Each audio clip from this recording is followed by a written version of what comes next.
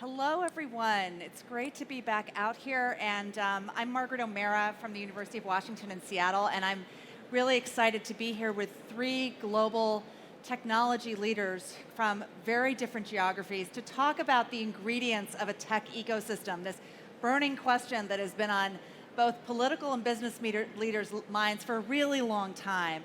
I have sitting next to me here in order, I have Kat Borlongen, who's the director of French Tech Mission, which is a government-backed movement, a national movement, bolstering France as one of the best countries in the world to start and scale global tech champions. Kat, thank you so much for being here. Next, there's Paula Ingabire, who was on the stage earlier today talking about the fourth industrial revolution, and she's now going to be talking specifically about what she's doing in Rwanda. She is a Rwandan technology enthusiast and politician, enthusiast as we all are, who's currently serving as the Minister of ICT and Innovation of Rwanda. And then last but hardly least, we have George T., who is the Chief Technology Officer, CTO of Hong Kong Science and Technology Parks, responsible for shaping the development strategy of technology clusters and application platforms in Hong Kong. So three different parts of the world, three different up-and-coming tech clusters. And I want to start with this big question, how you see this, the big question of what are the main ingredients of a tech ecosystem? What must be present in order to grow an innovation economy? Paula, can I start with you with that question? Sure. Thank you. Good afternoon again. So I'm just trying to make sure I'm not repetitive, because earlier today we did speak about the role of governments in the fourth industrial revolution, but very specifically to your question, I think there are a number of things. If we start to talk about the ecosystem and you map it according to the different players within the ecosystem, then you get to understand what are some of those critical ingredients that are needed to spur such an ecosystem. So first and foremost, when you look at the academia, their role is to really sort of produce the talent that is required for this innovation ecosystem that is required. And then you look at risk capital, which is essential. We did earlier talk about seed capital, growth stage financing, even thinking about some sorts of financing towards exits. And so that is also a major ingredient when it comes to really understanding how to grow and strengthen an ecosystem. Then you talk about the government, which we extensively touched on earlier today, which again, you're looking at regulations, you're looking at how do they play the glue that brings together everyone on the same table so that they're more or less aligned, because we're talking about economic growth, so that this ecosystem is more or less aligned with some of the key drivers for this growth in specific economies. And then you have the industry, which for many researchers, they will try to separate between startups and more established companies as corporates, because their needs are different, but also their contribution into the ecosystem is also different.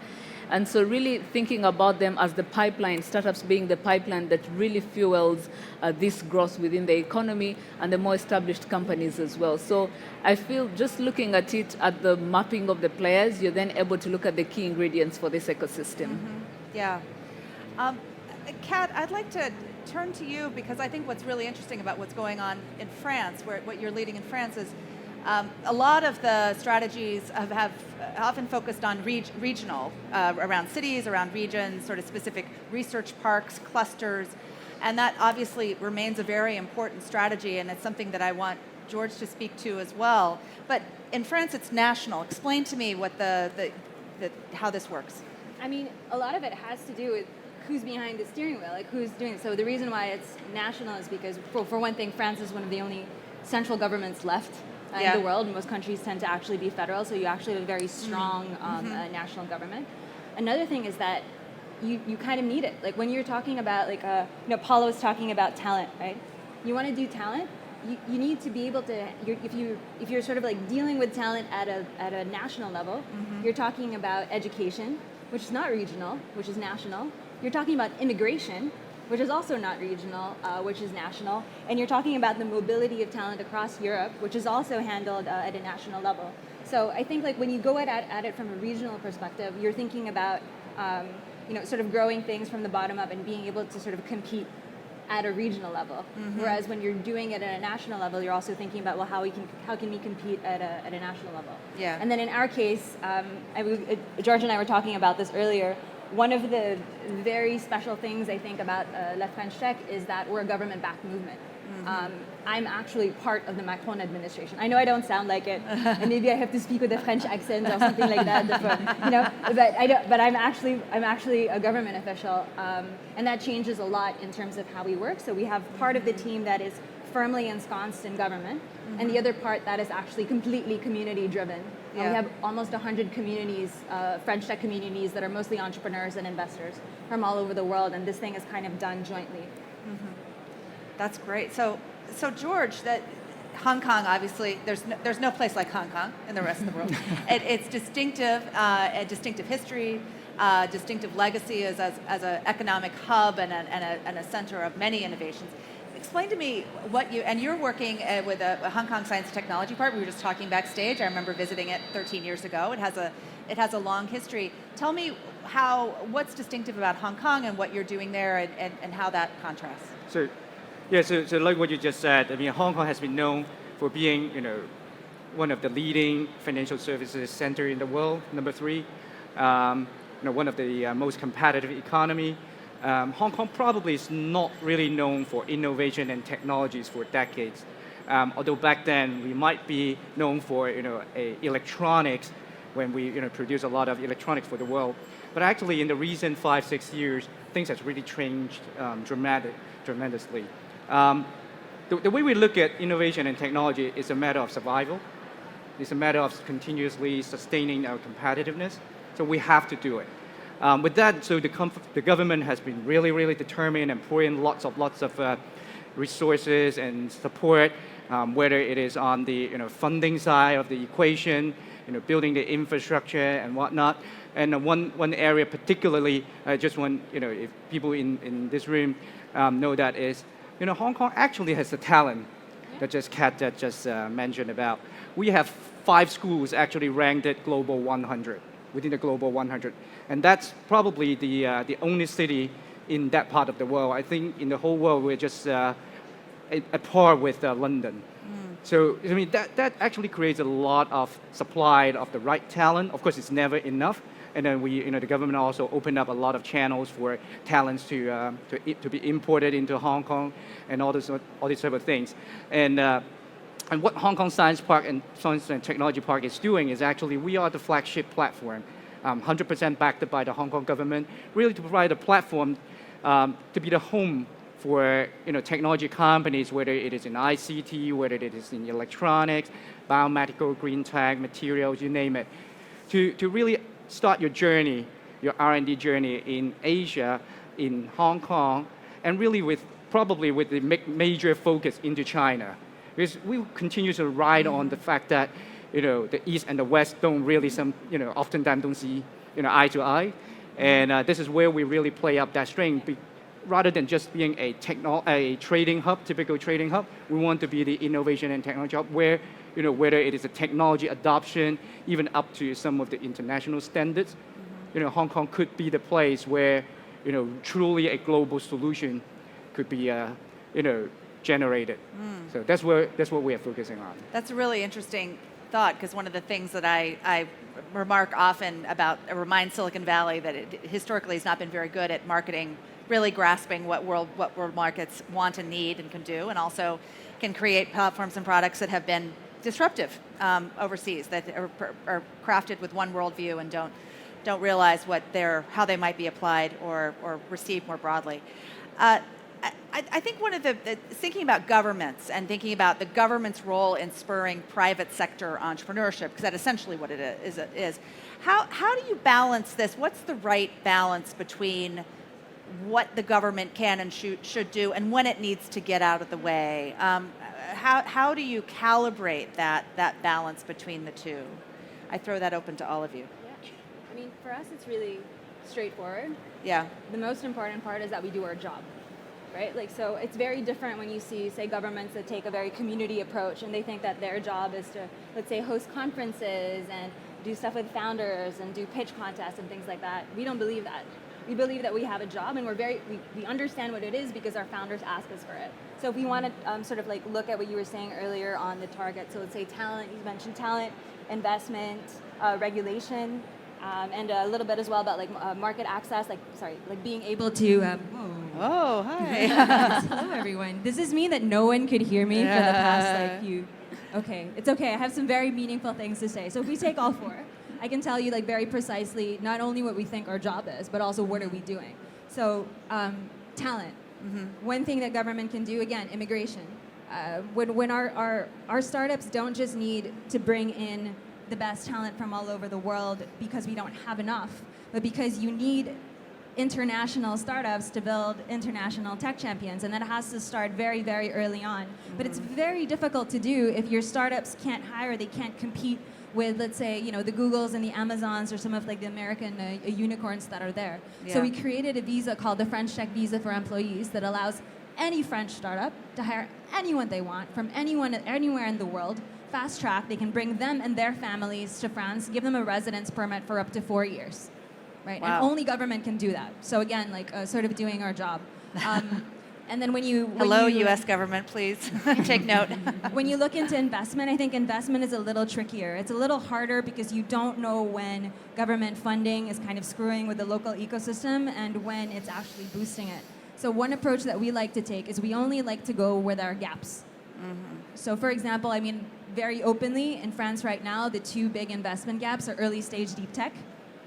Because they're very capital intensive, they are new, they have a totally different risk portfolio, and our local VCs aren't quite as used to investing in them as they are in, say, companies that can launch 18 months after getting out on an accelerator, right? Mm-hmm. Another one is growth stage funding, which is, I think, it's an issue across Europe in general, with the exception of the UK.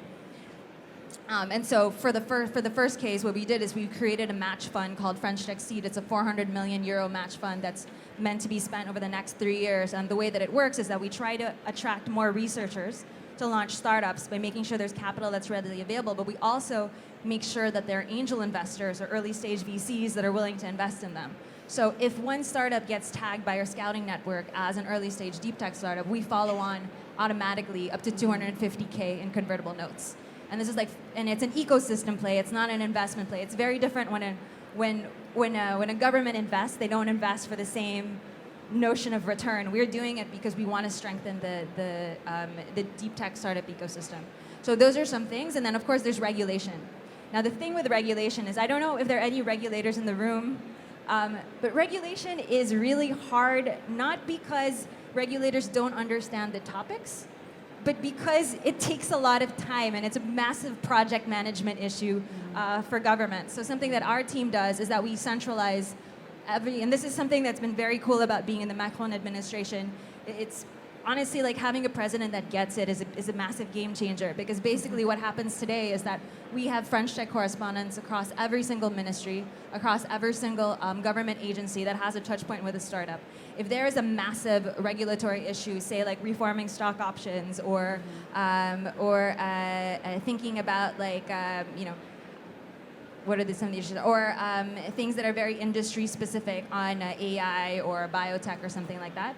Instead of people kind of randomly wondering what to do with it, we handle this across all of the ministries. So the requests come into us. We can analyze and see what's feasible, what's interesting, if it's really necessary. It gets pushed up right away to the right ministers that are able to make the decisions that they need with the information, with the data that they need in a very short period of time. And sometimes the answer is no, but at least it's no. Yeah. And then you're done with it. Everyone has clarity, everyone has certainty, and then we move on. Yeah, that's really important, because what is the number one thing that businesses complain about when it comes to government? Oh, they're going to regulate us, and if you streamline it, it makes it easier. Paula, how does this compare and contrast with what you all are doing in Rwanda, which clearly there's a high-level government commitment, because here you are. Tell us more. So, without seeming like I'm going to repeat what Kate was talking about, I wanted to just provide some examples. And it's a good question that you ask when you say, when does government step back and when do they get involved? And very practically, when it came to things to do with risk capital, we knew that our innovators, our industry needed the money. And so we knew venture capital firms were coming in, but what they were providing was just growth stage financing. So what happens when you have all these venture capital firms ready to provide growth stage financing, but you don't have a sufficient pipeline for them to tap into? And so that is when we realized that is where we needed to step in, because we had engaged them. And really, that's the value of an inclusive and collaborative ecosystem, because you discussed this, and that's why I talked about the different players, because you're able to say, this is what we want to do, but here are the gaps, and who is better placed among the five of us to really respond to this gap. And so for us, our case was that none of the VCs was ready to put in the seed financing, and so that had to be something that government thinks about. And it meant that we create like a syndicate of funds where we are matching $1 for $1 for this seed capital to come in and really create the pipeline that all these VC firms that were coming into the economy can be able to finance. Now, when it comes to regulations, and back to what she was talking about, I think the other idea for us was to say, when we want to promote innovations, who is the biggest client? For Rwanda and for many developing countries, government is always going to be the biggest client. So if you're the biggest client, but your openness to innovation isn't there, then in many ways you're really constraining the ability for innovations to pick up. And so, and the way many governments are structured is that the procurement processes, most especially, are structured in a way that we are looking for tested and tried solutions elsewhere. So what that means, naturally, is that these young startups, the small innovators, are never going to be able to take part in that pie, because you're looking for tested and tried solutions.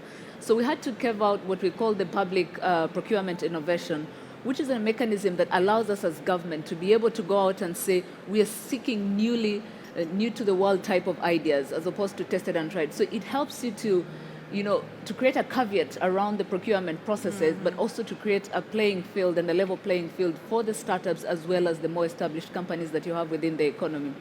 But all of these examples that I'm sharing, I don't think would be able to do it if we hadn't had that dialogue with the industry, with academia, to say, where are the problems? Why are we not moving as fast as we should? And the last point, one of our strategies as a country is to become a proof of concept hub for the continent. And because what we're looking for in Africa is not to develop as an island. We want to be able to say we have multiple innovation hubs across the continent. How are they interconnected? How are they working together? Because we need to grow and develop together. And so what that really meant was we needed to understand where is our niche and focus on that. Kenya will do the same, Ghana, Senegal, Cameroon, but how do we all work together to create a Pan-African hub of innovation ecosystems that are working together and responding to challenges that are specific to Africa? Yeah, that's really important. I mean, seeing that, assessing the own ecosystem, what's already there, what the core competencies are. George, what are your reactions, and how's this played out in Hong Kong? Yeah, so a few things. As an example, what Hong Kong, government or government-backed organization have done to really propel the innovation and technology ecosystem. I'm talking about the strength. Hong Kong, the Hong Kong Exchange is actually one of the leading IPO heaven for a lot of startups. Hong Kong Exchange has actually mid last year, launched a new chapter allowing pre-revenue IPO for pre-revenue biotech company to be listed in Hong Kong Exchange on the main board. So that has actually generated tens of listings and basically put Hong Kong into the #1 IPO exchange in the world. A few other examples, the government in Hong Kong being part of the Greater Bay Area, if you guys don't know, is the southern part of China, consisting of the Greater Bay Area consists of 9 cities, plus Hong Kong, plus Macau. We're talking about 70 million people, $1.5 trillion GDP.